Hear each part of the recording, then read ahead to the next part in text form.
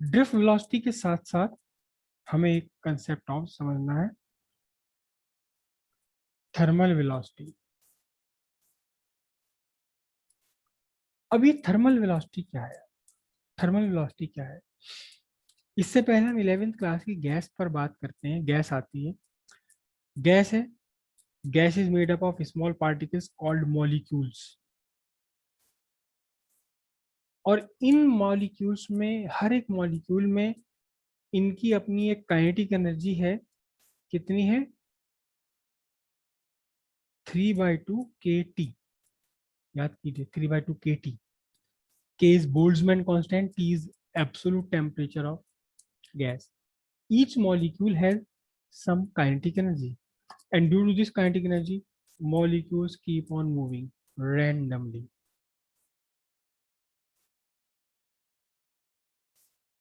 कोई इधर, कोई इधर, कोई इधर, कोई ऐसे, कोई वैसे। हर मॉलिक्यूल मोशन में है, but their motion is random, such that there is no net flow at a cross section, at any cross section.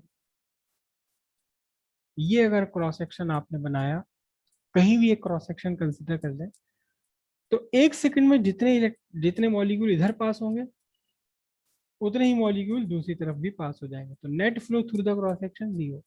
कहीं भी ले लो आप क्रॉस सेक्शन, आप यहाँ एक क्रॉस सेक्शन बना लो गैस के अंदर ऐसा, तो एक सेकंड में पता लगेगा जितने मॉलिक्यूल एक साइड से दूसरी साइड गए, उतने ही मॉलिक्यूल, एग्जैक्टली उतने ही मॉलिक्यूल दूसरी साइड से पहली साइड में आ गए। तो net flow through any cross section is zero. ये जो वेलोसिटी हमने बात की थी, रैंडम वेलोसिटी, ये वेलोसिटी थर्मल वेलोसिटी है ड्यू टू टेम्परेचर। देखिए फॉर्मूले में, इसमें काइनेटिक एनर्जी के फॉर्मूले में टेम्परेचर आ रहा है, बोल्ट्जमैन तो कांस्टेंट है, ये तो कांस्टेंट है, बोल्ट्जमैन कांस्टेंट। ये टेम्परेचर है, ड्यू टू टेम्परेचर। आप याद कीजिए कि एब्सोल्यूट जीरो टेम्परेचर पर काइनेटिक एनर्जी हो जाती है जीरो। और एक्चुअली हमने एब्सोल्यूट जीरो को वही डिफाइन इससे किया था, the temperature at which the kinetic energy per molecule of gas is zero is called absolute zero. तो ये थर्मल वेलोसिटी है गैस के मॉलिक्यूल्स की। और इस तरह से रैंडम मोशन में है सारे molecule, such that there is no net flow across any cross section of the gas. ठीक वैसे ही, ठीक वैसे ही जो आपके फ्री इलेक्ट्रॉन्स हैं, free electrons in a conductor, they are exactly their behavior. The behavior of free electrons in conductor is exactly the behavior of molecule in a gas. Gas के अंदर मॉलिक्यूल्स का जो बिहेवियर है, वही behaviour free electrons का conductor के अंदर है। तो at temperature greater than absolute zero, जितने भी फ्री इलेक्ट्रॉन्स हैं, all the free electrons in conductor are in random motion, are in random motion। कोई इधर जा रहा है तो कोई इधर जा रहा है, कोई इधर जा रहा है तो कोई इधर जा रहा है, कोई इधर जा रहा है तो कोई इधर जा रहा है, कोई ऐसे जा रहा है तो कोई ऐसे जा रहा है, कोई ऐसे जा रहा है तो कोई ऐसे जा रहा है। इनका motion, direction of motion and the magnitude of motion, both is random. Random है इनका मोशन, डायरेक्शन ऑफ मोशन भी और मैग्नीट्यूड भी। डायरेक्शन भी और मैग्नीट्यूड भी। किसी इनमें से किसी की वेलोसिटी का मैग्नीट्यूड ज्यादा है, किसी की वेलोसिटी का मैग्नीट्यूड कम है। कोई इधर जा रहा है, कोई नीचे आ रहा है, तो कोई ऊपर भी जा रहा है, कोई इधर जा रहा है, कोई इधर जा रहा है। मोशन इनका रैंडम मोशन है। किसके कारण है?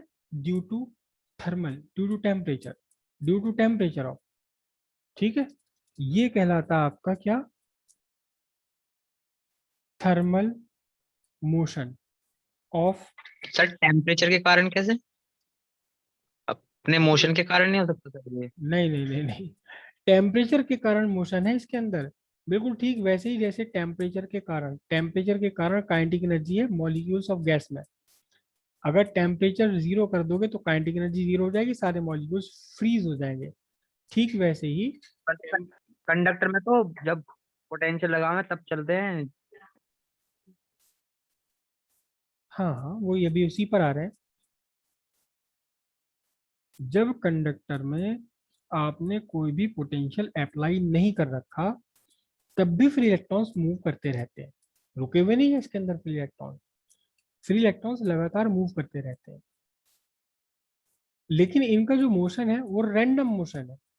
रैंडम मोशन बिल्कुल वही है कि कहीं भी अगर आप एक क्रॉस सेक्शन कंसिडर कर लें, कहीं भी एक क्रॉस सेक्शनल एरिया आप बना लें ये, तो पता ये लगेगा आपको कि पर सेकेंड या पर यूनिट टाइम जितने इलेक्ट्रॉन फर्स्ट साइड से सेकंड साइड में मूव करे, एग्जैक्टली उतने ही इलेक्ट्रॉन सेकंड साइड से फर्स्ट साइड में भी मूव कर गए, एग्जैक्टली उतने ही electron. There is no net flow of electron through any cross section. Thermal motion है फ्री इलेक्ट्रॉन्स का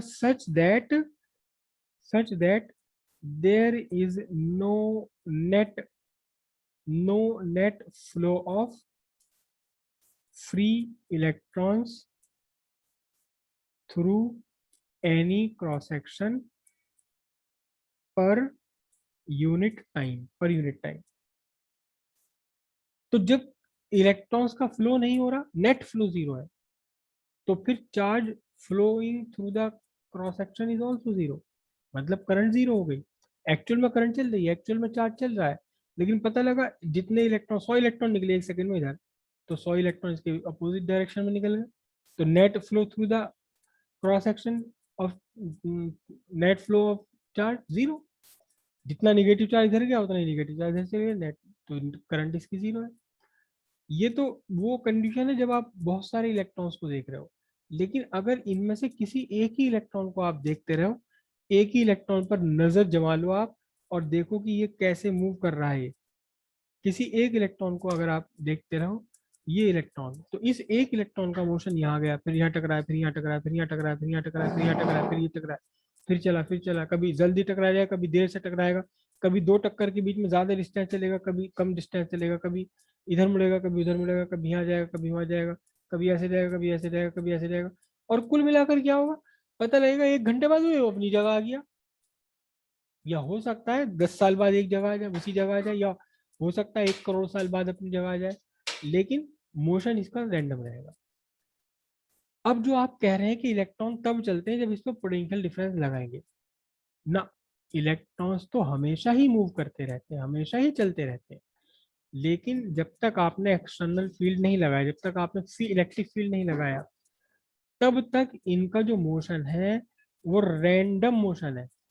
रैंडम मोशन है such that there is no net flow of free electrons through any cross section area per unit time. अब जब आपने लगा दिया इस पर एक इलेक्ट्रिक पोटेंशियल, जब आपने इलेक्ट्रिक पोटेंशियल लगा दिया, तो क्या होता है, तो थोड़ी सी कंडीशंस बदल जाती हैं।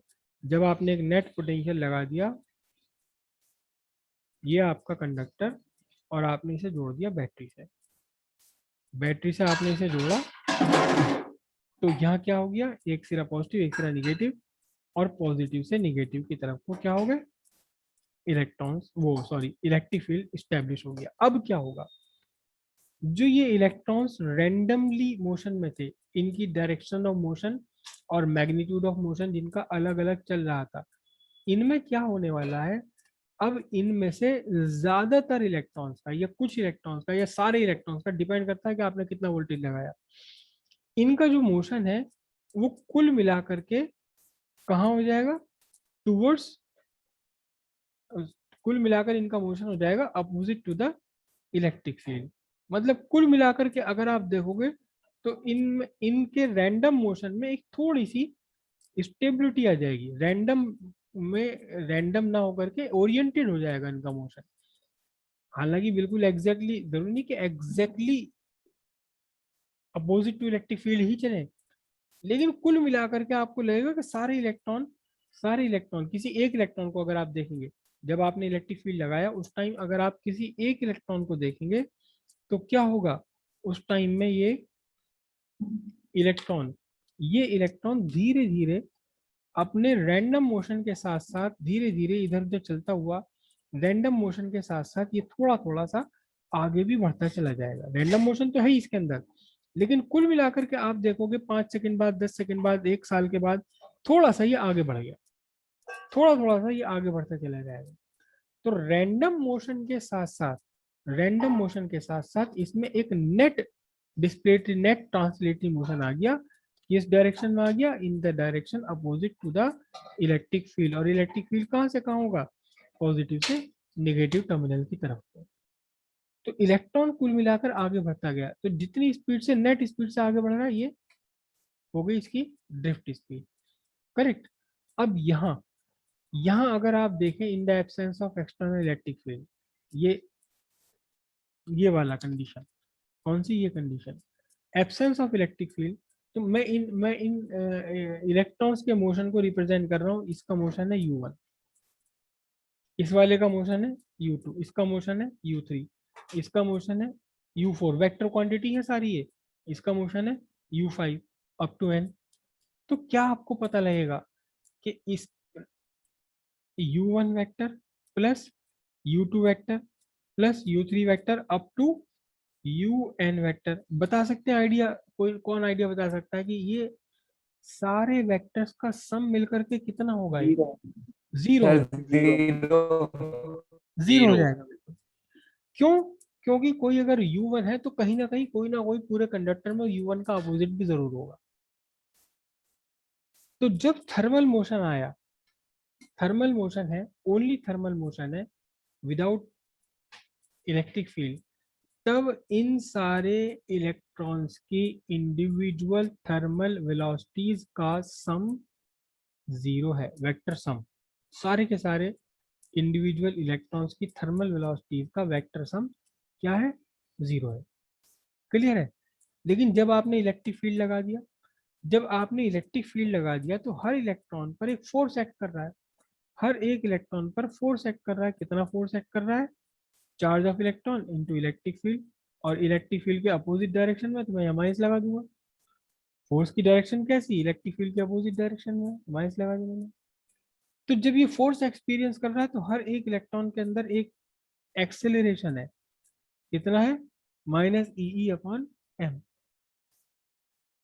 अब इसमें एक्सेलरेशन आ गया, जब एक्सेलरेशन आ गया तो इसमें क्या होगी, इसमें एक नई स्पीड, नई वेलोसिटी आ जाएगी जो थर्मल वेलोसिटी से डिफरेंट होगी, क्योंकि थर्मल वेलोसिटी में ए वेक्टर मल्टीप्लाई टी जुड़ जाना है। ठीक है, हर एक इलेक्ट्रॉन की पहले वाला इलेक्ट्रॉन है u1 a v1, दूसरे वाला इलेक्ट्रॉन है तो उसके लिए क्या लिखोगे, u2 plus a vector t into v2 vector equal to v2 vector. मैंने a1 a2 क्यों नहीं लिया, क्योंकि हर इलेक्ट्रॉन का मास चार्ज सेम है, हर इलेक्ट्रॉन पर सेम इलेक्ट्रिक फील्ड लग रहा है, एक ही इलेक्ट्रिक फील्ड में सारे इलेक्ट्रॉन, और हर एक इलेक्ट्रॉन का मास सेम है। तो हर इलेक्ट्रॉन के लिए एक्सेलरेशन की वैल्यू क्या रहेगी, एक्सेलरेशन की वैल्यू आपकी सेम रहेगी। ओके, तो ये आपका कंसेप्ट रहा क्या, थर्मल वेलोसिटी का। बात समझ आई यहाँ पे, थर्मल वेलोसिटी और ड्रिफ्ट सर वेलोसिटी। ये वाली वेलोसिटी इसका भी नाम है जो ये ऐड करके आई, एक्सेलरेशन इनटू टाइम। ये वाली जो वेलोसिटी है ये है, यस सर। हाँ इसी से तो हम वेलोसिटी निकालेंगे, इसी से निकालेंगे, उसी उसी वेलोसिटी का नाम है ड्रिफ्ट वेलोसिटी, उसी वेलोसिटी का नाम है ड्रिफ्ट वेलोसिटी। तो थर्मल वेलोसिटी आपको समझ आ गई ना, ये बताओ। Yes sir. ओके।